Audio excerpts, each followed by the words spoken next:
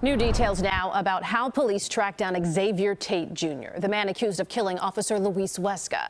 Prosecutors referencing hundreds of pieces of evidence at a hearing today. Our Sabrina Franza was there. She joins us now from the newsroom with what we're learning. Sabrina. Joe, Erica, the prosecution used video and photo evidence, tracked down Xavier Tate Jr.'s mother, whose EBT card was used by Tate the night of the murder, and even brought up DNA evidence left at the scene that they say matches Tate. All of this while Tate remained silent, emotionless in court. Officer Huesca's mother and brother were in the front row. We are very sad.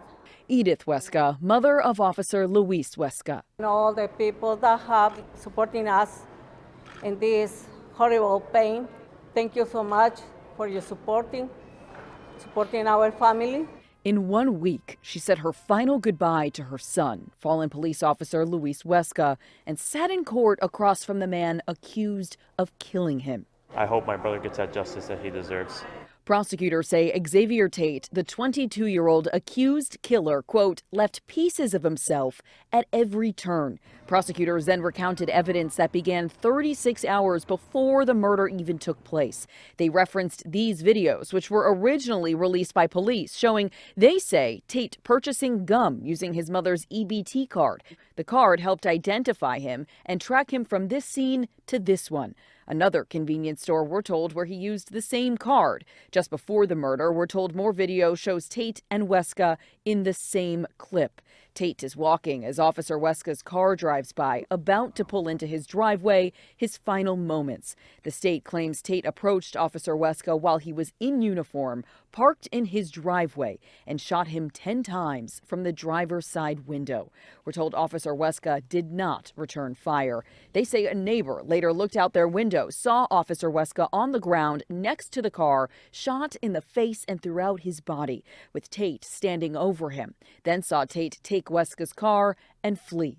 This video and the assistance from the Gage Park community was instrumental.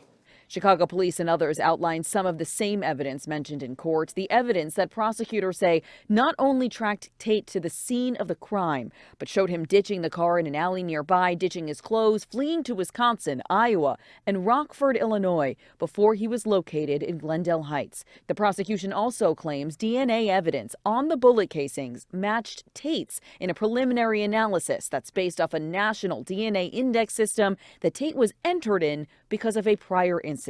The judge ordering Tate to be held. Officer Huesca's family says they now have some relief. I can say my son was a good police officer, a good son, a good brother, a good example. To paint a picture, the courtroom was absolutely packed. Officers who could not fit inside the courtroom lined the walls of the courthouse instead, so the family could see that line of blue as they made their way out. Right now, Xavier Tate Jr. is requesting a trial. His next court date is set for May 22nd, and if convicted, he could face life in prison without parole. In the newsroom, Sabrina Franza, CBS 2 News. Thank you, Sabrina.